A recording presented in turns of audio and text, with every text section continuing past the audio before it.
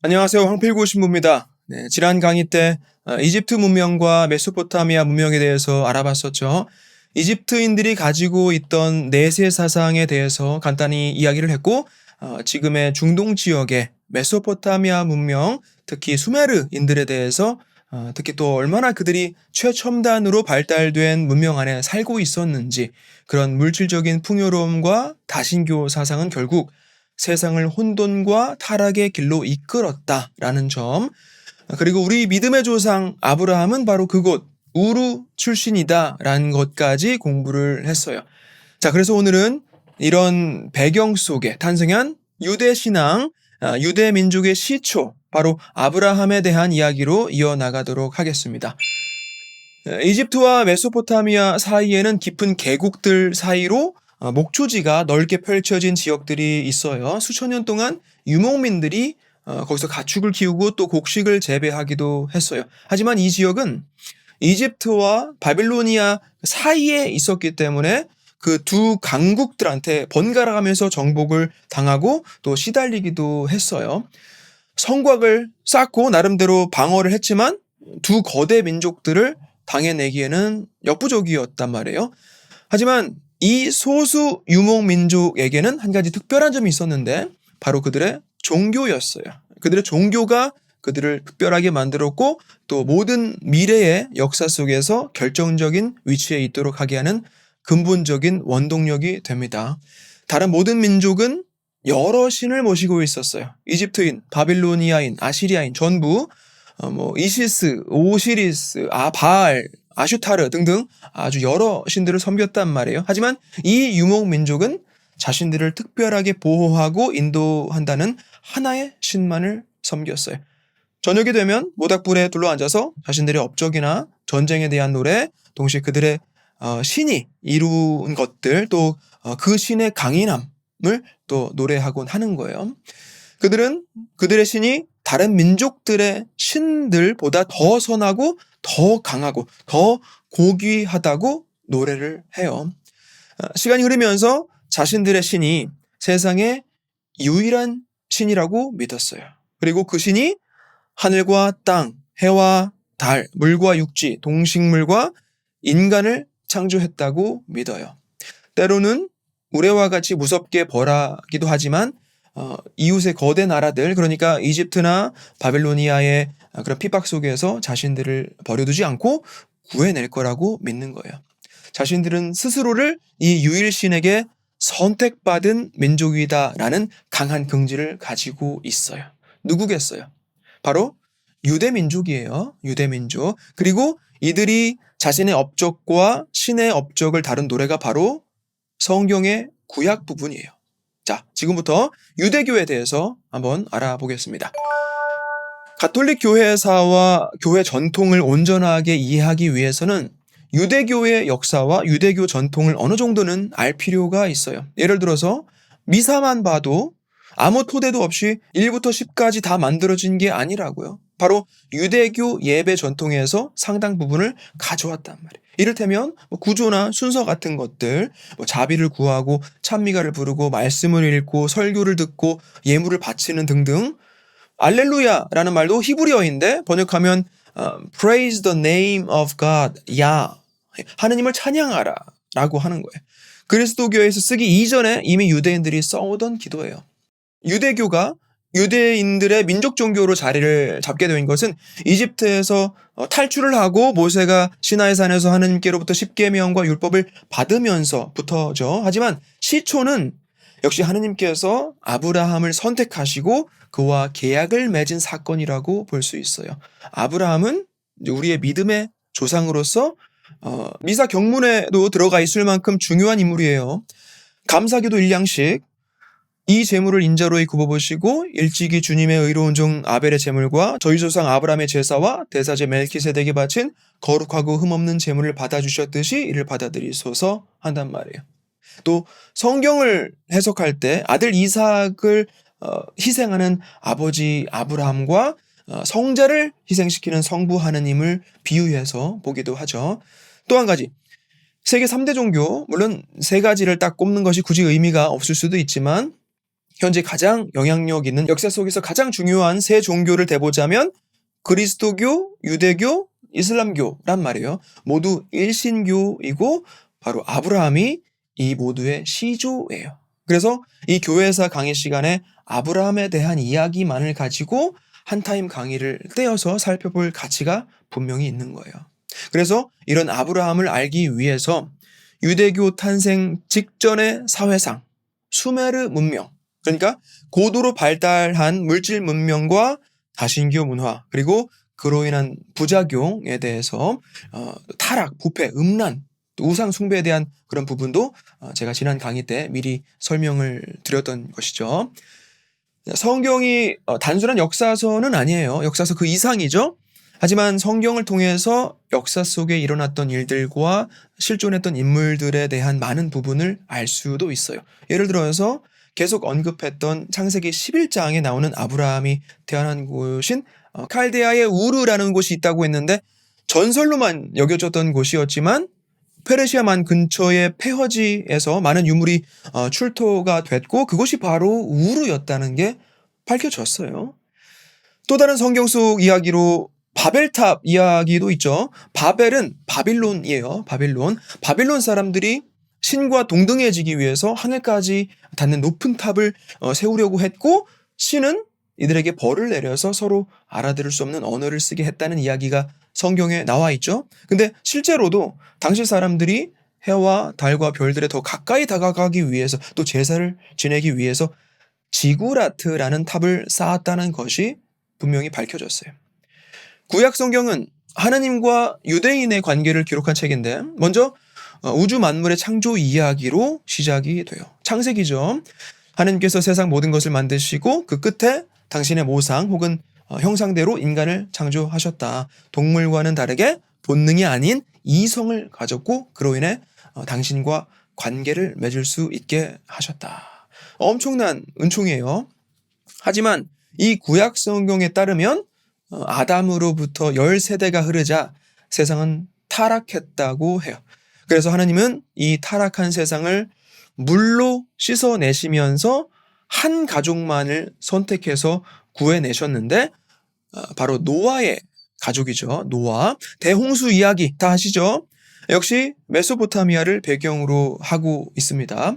성경에 나오는 이 이야기와 비슷한 이야기들이 마치 전설처럼 쐐기 문자로 점토판에 기록되어 있는 것들이 여러 발견되기도 했는데 노아에게는 세 아들이 있었죠. 셈, 함, 야벳. 이들이 다시 인류의 조상이 됩니다. 큰아들 셈의 후손들은 동쪽으로 가고 이들로부터 중동 아시아계가 나왔어요. 히브리, 시리아, 아시리아, 페르시아, 아라비아, 몽골까지 유대인의 조상 아브라함이 바로 이 셈족인 거예요. 둘째, 함은 아프리카 쪽으로 갔고 그 라인에서 이집트, 에티오피아, 리비아 등 아프리카계와 이제 가나안 사람들이 나왔어요. 그리고 막내 야벳은 유럽으로 가서 코카소스인하고 또 아리아인 등 백인이 나왔다고 해요.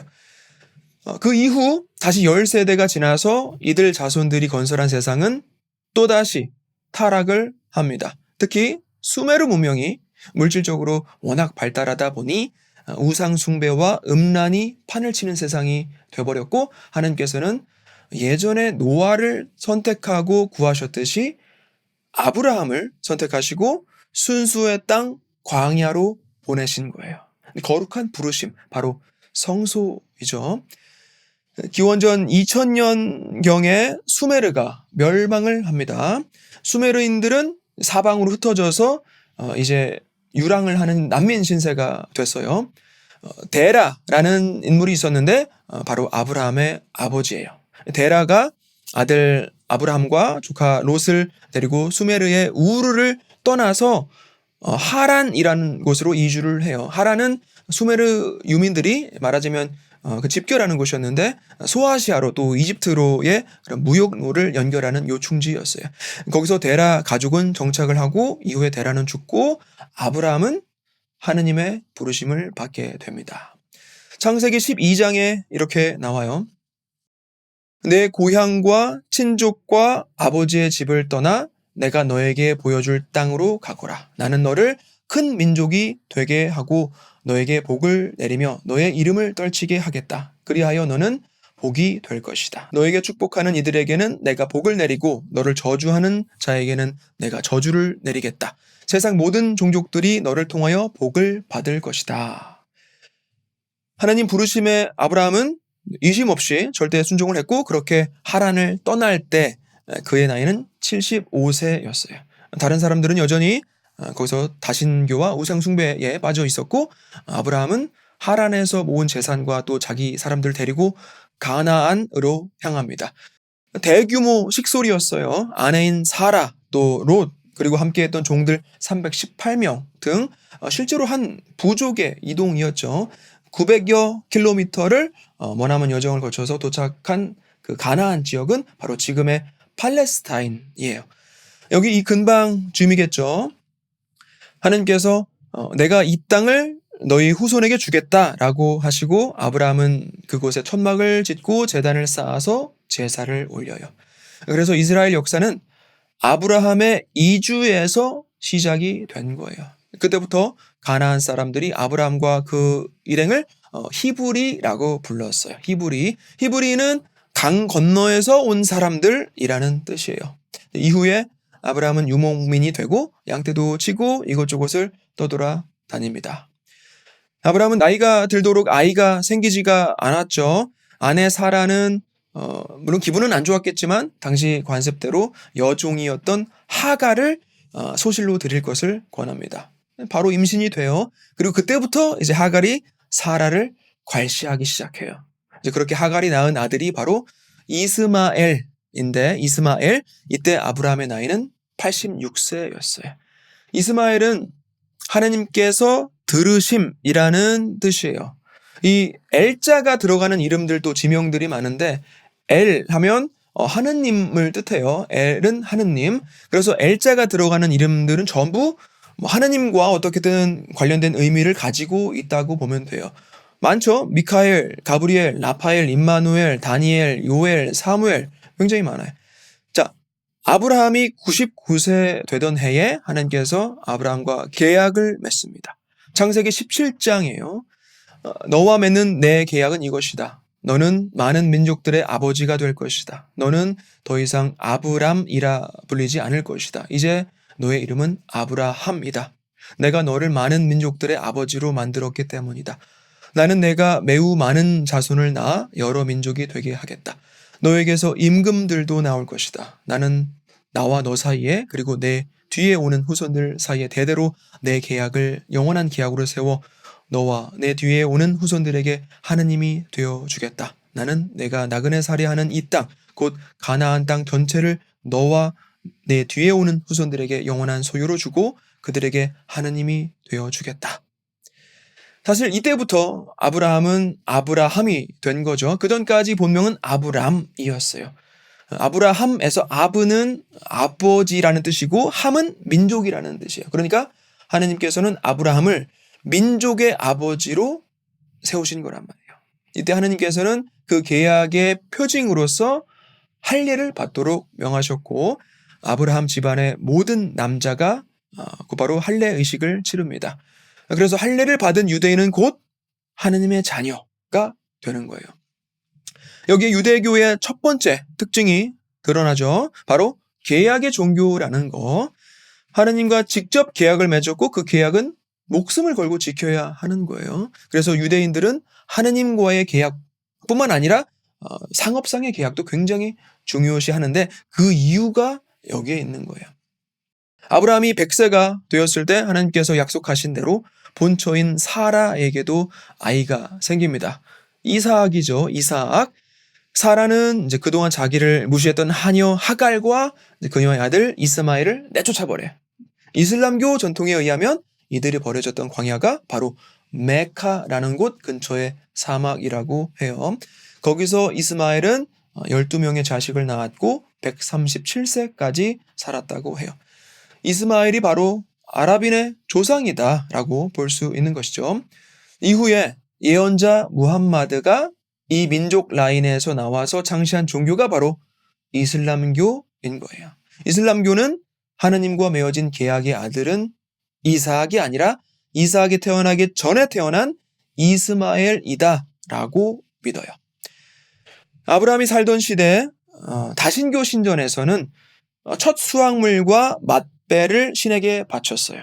또 어떤 계약이 체결되기 위해서는 동물을 제물로 희생시킴으로써 그 약속을 보증하는 것이 관례였단 말이에요. 그러니까 특히 신과의 계약은 가장 귀한 제물인 인간이 바쳐졌던 것이죠. 더 특히 정결한 제물로서 어린 아이를 바치곤 했어요. 참 끔찍하고도 야만적인 풍습이라고 하지만 사실 산 사람을 바치는 고대 전통은 동서양이 비슷해요.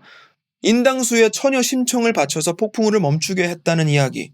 우리가 어렸을 때 아무렇지도 않게 재밌게 들었던 이야기잖아요. 멕시코 지역의 아즈텍 그리고 페루 잉카에서도 태양신에게 젊은이들의 심장을 꺼내서 바치는 그런 풍습이 있었단 말이에요. 자, 그러다 어느 날 하나님께서 아브라함에게 아들 이삭을 번제물로 바치라고 명합니다. 이에 아브라함은 역시 순명을 하고 아들을 산으로 데리고 올라가서 제단 위에 올려놓고 번제물로 바치려고 하는 순간에 하나님께서 그의 믿음을 보시고 바로 중단을 시키시죠. 그 대신에 양을 보내셔서 바치게 하셨어요. 성경에서 제사라는 것의 의미에 대해서 이야기를 해봅시다. 최초의 인간 창조 당시에는 하느님과 그 인간들이 온전한 관계를 맺고 있었단 말이에요. 근데 타락이 있었죠. 그래서 원죄 이전에 하느님과 인간의 그 죄 없는 관계를 회복하려면 그 관계를 단절시킨 그 죄라는 것에 대한 죄값이 해결이 돼야만 하는 거예요. 원죄의 결과는 뭐예요? 죽음이잖아요. 그러니까 죄의 값은 곧 죽음이라는 거예요. 그래서 죄는 분명 죽음으로 처벌하되 인간은 살려주기 위한 법이 그렇게 만들어진 것이죠. 인간 대신에 바로 속죄 양이 대신해서 죽는 거예요. 이삭 대신에 양이 바쳐진 것처럼 이것이 성경에서 말하는 제사의 유래예요. 그 이삭 사건 이후에 아브라함 신앙에 대한 개념을 크게 세 가지로 정리해 볼 수 있을 것 같아요. 첫 번째, 하느님 이외에 어떤 다른 신도 섬기지 못한다. 둘째, 하느님과의 계약의 징표로 할례 의식을 행한다. 마지막으로 하느님께 드리는 제사에는 인간을 희생제물로 써서는 안 된다. 당시에 가나안 지역에서 사람을 죽여서 신에게 제사 지내던 관습에 비추어 보면 정반대인 것이죠.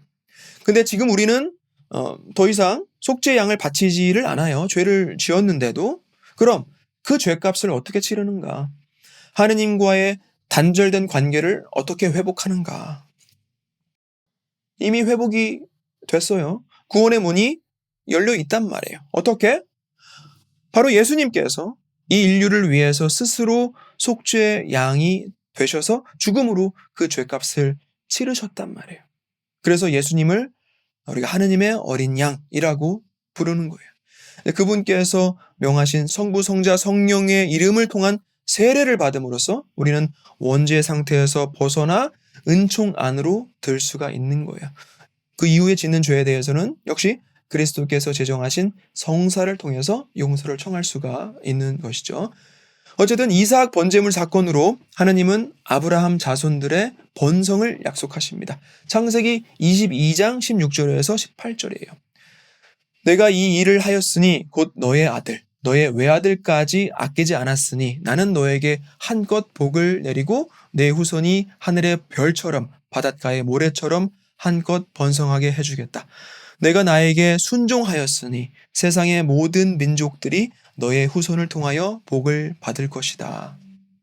자, 여기서 한 가지 중요한 것이 내가 나에게 순종하였으니 세상의 모든 민족들이 너의 후손을 통하여 복을 받을 것이다. 하죠. 뭐예요? 구원의 보편성이 담긴 약속을 하셨다라는 거예요. 이후에도 성경에서 이 내용이 계속 반복이 돼요. 중요하다는 얘기겠죠? 아브라함 후손만이 아니라 세상의 모든 민족들이 그의 후손을 통해서 구원을 받을 것이라는 하나님의 약속. 그리고 그것은 아브라함의 순종 덕분이라는 거. 그러니까 유대인의 역사는 단순히 그들만의 역사가 아니라 인류의 구원사인 거예요. 이삭 사건, 즉 아브라함의 순종은 이스라엘 문명사의 출발점이면서 동시에 인류의 구원사의 시작점이 되는 거예요. 이슬람교에서는 이 희생될 뻔했던 아브라함의 아들이 이삭이 아닌 이스마엘이다라고 믿어요. 아무튼 아브라함과 이삭 또 그 집안의 이야기가 성경에서 이어지는데 꼭 읽어보시기 바랍니다. 물론 읽어보셨겠지만 요 정도 공부하고 다시 읽어보면 또 다르게 들려요. 계속해서 재밌게 좀 나가보고 싶긴 하지만 지금이 이 시간이 성경 공부 시간은 아니니까 이 정도만 하기로 할게요. 세계사 측면에서 한 가지 정도만 간단히 짚고 넘어가자면 유대인 역사상 굉장히 중요한 사건인데 가나안 땅을 최초이자 공식적으로 획득한 사건이 있었어요. 예루살렘 남쪽에 있는 헤브론이라는 곳이에요. 헤브론. 죽은 아내 사라의 묘자리로서 사들인 땅이에요. 아브라함 가족이 드디어 떠돌아다니던 유목민 생활을 청산하고 땅 소유자가 됩니다. 창세기 23장 전체를 통틀어서 이 과정을 꽤 자세하게 기술하고 있는데 그만큼 중요하게 여기면서 의미를 부여하고 있다라는 거예요. 자, 지금 이 창세기 23장 한번 빠르게 읽어볼게요. 사라는 127년을 살았다. 이것이 사라가 산 햇수이다. 사라는 가나안 땅 키르얏 아르바 곧 헤브론에서 죽었다. 아브라함은 빈소에 들어가 사라의 죽음을 애도하며 슬피 울었다. 그런 다음 아브라함은 죽은 아내 앞에서 물러나와 히타이트 사람들에게 가서 말하였다. 나는 이방인이며 거류민으로 여러분 곁에 살고 있습니다. 죽은 내 아내를 내어다 안장할 수 있게 여러분 곁에 있는 묘지를 양도해 주십시오. 그러자 히타이트 사람들이 아브라함에게 대답하였다. 나리, 들으십시오. 나리는 우리에게 하느님의 제후이십니다. 우리 무덤 가운데에서 가장 좋은 것을 골라 고인을 안장하십시오. 나리께서 고인을 모시겠다는데 그것이 자기 무덤이라고 해서 나리께 거절할 사람이 우리 가운데는 없습니다. 아브라함은 일어나 그곳 주민들 곧 히타이트 사람들에게 큰절을 하고 그들에게 말하였다. 내가 죽은 내 아내를 내어다 안장할 수 있게 기꺼이 허락해 주신다면 내 말을 듣고 초하르의 아들 에프론에게 간청하여 그가 자기의 밭머리에 있는 막펠라 동굴을 나에게 양도하게 해 주십시오. 값은 드릴 만큼 다 드릴 터이니 여러분 앞에서 그것을 나에게 묘지로 양도하게 해 주십시오. 그때 에프론은 히타이트 사람들 사이에 앉아 있었다. 그래서 이 히타이트 사람 에프론은 성문에 나와 있는 히타이트 사람들이 모두 듣는 데에서 아브라함에게 대답하였다. 나리, 아닙니다. 제 말을 들어보십시오. 제가 그 밭을 나리께 그냥 드리겠습니다. 거기에 있는 동굴도 드리겠습니다. 내 결례가 보는 앞에서 그것을 드릴 터이니 거기에다 고인을 안장하십시오. 아브라함은 그곳 주민들 앞에 큰절을 하고 그곳 주민들이 듣는 데에서 에프론에게 말하였다. 제발 그대가 나의 말을 들어주기를 바랍니다. 밭값을 드릴 터이니 받아주십시오. 그래야 죽은 내 아내를 거기에 안장할 수 있겠습니다. 그러자 에프론이 아브라함에게 대답하였다. 나리, 제 말을 들어보십시오. 은 400세켈짜리 땅이 저와 나리 사이에 무슨 문제가 되겠습니까? 거기에 고인을 안장하십시오. 아브라함은 에프론의 말에 따라 히타이트 사람들이 듣는 데에서 에프론이 밝힌 가격 은 400세켈을 상인들 사이에 통용되는 무게로 달아내어 주었다. 그리하여 마물의 맞은쪽 막펠라에 있는 에프론의 밭, 곧 밭과 그 안에 있는 동굴과 그 밭 사방 경계 안에 있는 모든 나무가 성문에 나와 있는 히타이트 사람들이 모두 보는 앞에서 아브라함의 재산이 되었다. 그런 다음 아브라함은 가나안 땅 마물에 곧 헤브론 맞은쪽 막펠라 밭에 있는 동굴에 자기 아내 사라를 안장하였다. 이렇게 하여 그 밭과 그 안에 있는 동굴이 히타이트 사람들에게서 아브라함에게로 넘어와 그의 묘지가 되었다. 자, 그냥 땅 샀다고 한 줄로 써도 될 사건을 굳이 이렇게 길고 자세하게 풀어놨단 말이에요. 왜 그랬을까요? 공짜로 받을 수도 있던 땅을 정확한 대금을 치르고 정당하게 매입했다라는 증거인 거예요. 자, 오늘까지도 유대인들에게는 헤브론이 예루살렘 다음으로 중요한 성지예요. 또 유대교뿐만 아니라 기독교와 이슬람교 모두 아브라함을 조상으로 삼고 있기 때문에 사실 모두에게 거룩한 장소이죠. 그래서 세월을 거치면서 정복자가 또 계속 바뀌기도 해요. 히브리인들의 기도소가 됐다가 유대교의 시나고그가 됐다가 비잔틴 제국의 성당이 세워졌다가 이슬람교의 모스크도 됐다가 십자군의 교회도 되고 그리고 다시 모스크로 또 계속 이렇게 바뀌면서 사용이 되어오고 있어요. 지금도 거기 가면 유대회당과 이슬람교 사원이 같이 있어요. 자, 이번 시간에는 이렇게 아브라함에 대한 이야기를 나눠봤습니다. 다음 시간에는 이삭의 아들 야곱, 그의 아들 중에 요셉, 이집트로 팔려가고 하지만 결국 요셉의 도움으로 나머지 가족들이 이집트에 자리 잡게 되지만 결국은 노예 생활을 하고 나중에 모세가 데리고 나오고 그렇게 그때부터 유대교가 자리 잡게 되는 이야기로 이어나가도록 하겠습니다. 고맙습니다.